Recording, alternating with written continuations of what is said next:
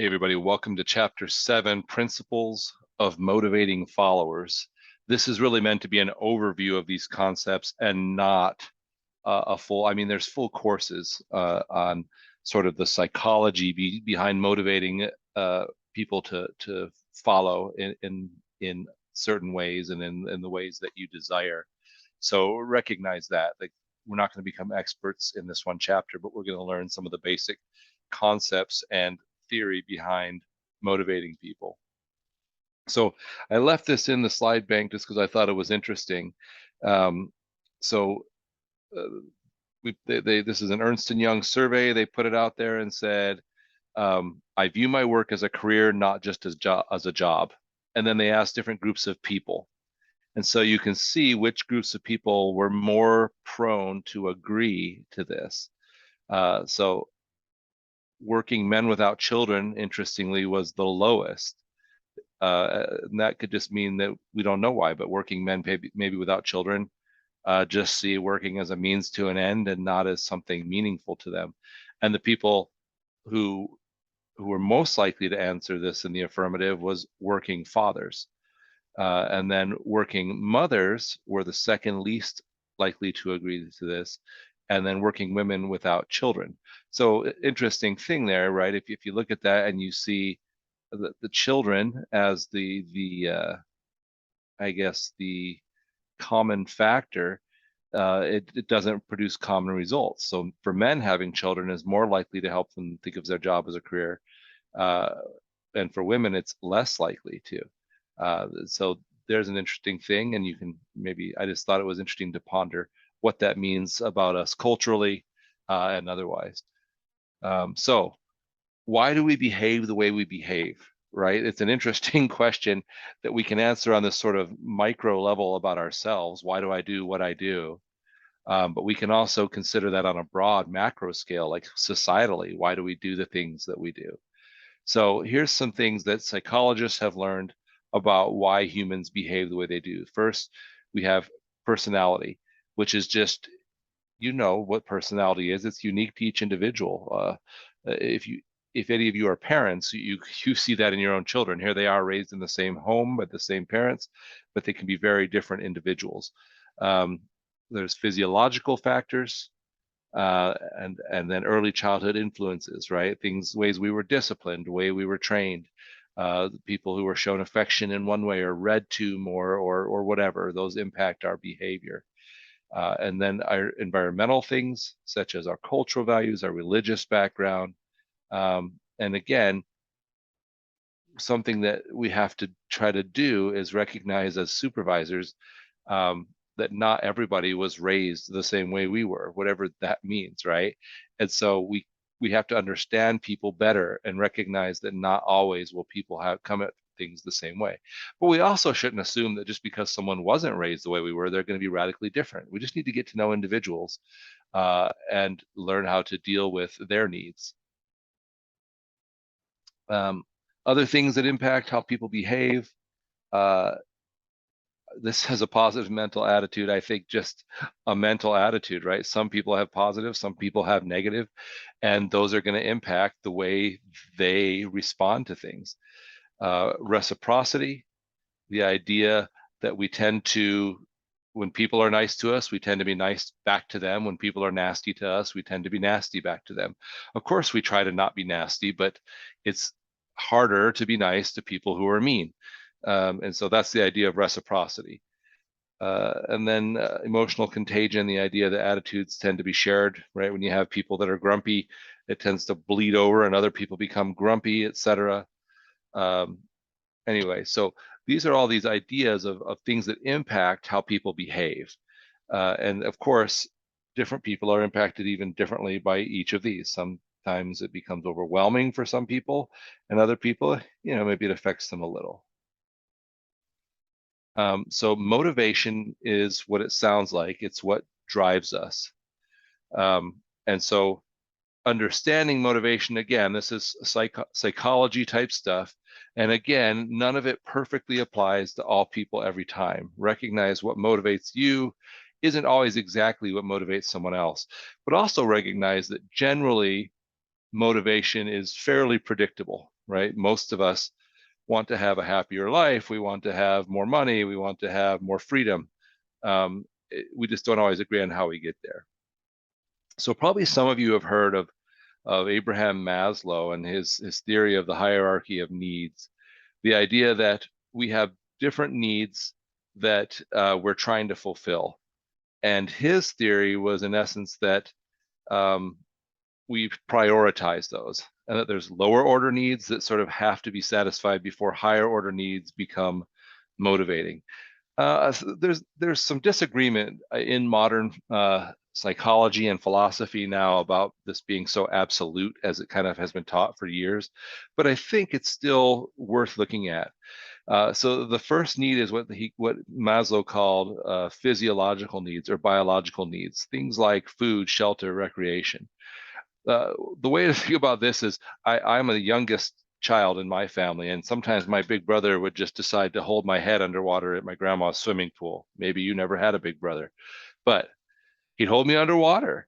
And in that moment,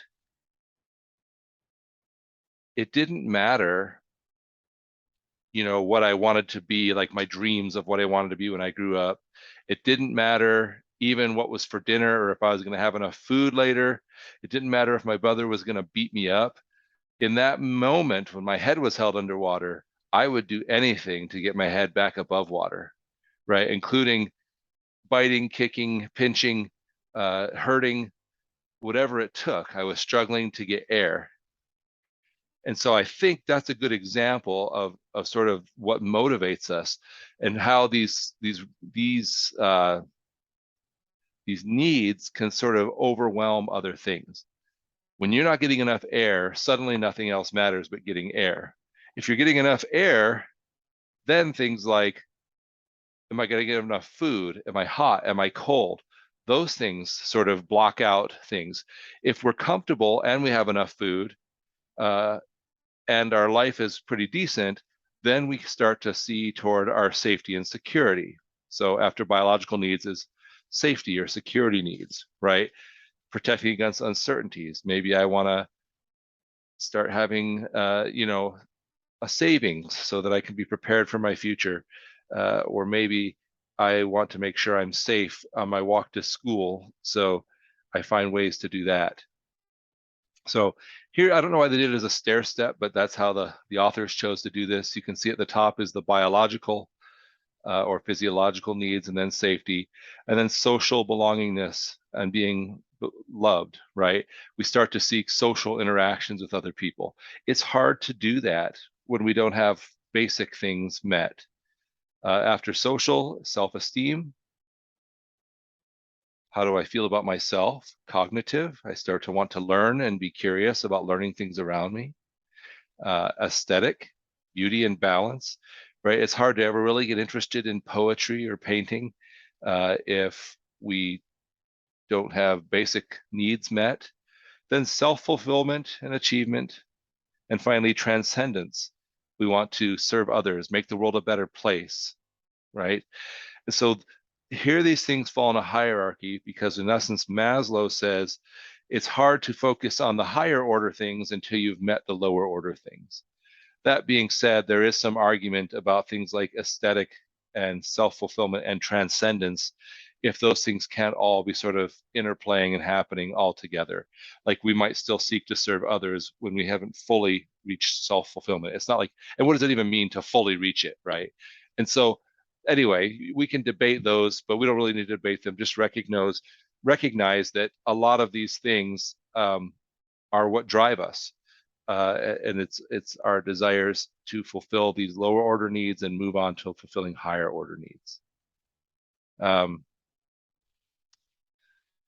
There's a couple of other, there's lots of theories. Here's a couple of main ones. Expectancy theory. The idea is that we tend to perform better when we think that doing so is going to lead toward desired rewards, whether that be a paycheck, whether that be promotion. When we believe that what we're doing matters toward improving our life or the lives of those we love, we tend to work better. And then equity theory is that people strive for fairness, not just in the workplace, but in this context of us being a business class in the workplace. Yeah, so we expect a degree of fairness, and when things aren't fair, we tend to act in such a way as to try to induce fairness into the situation. So here's the equity theory at work. I'll let you read the thing down there below. But the idea is we have two people both putting the same inputs in, but one gets a different output. And so it's likely that at least one of them is going to see the other person's output as unfair, right? Maybe this other person gets paid more, or they got promoted. You've all worked with that guy, right? That guy that's lazy, doesn't nearly put in as much as you, or maybe he doesn't put any more than you, but then he gets additional rewards. And that can be very frustrating to people.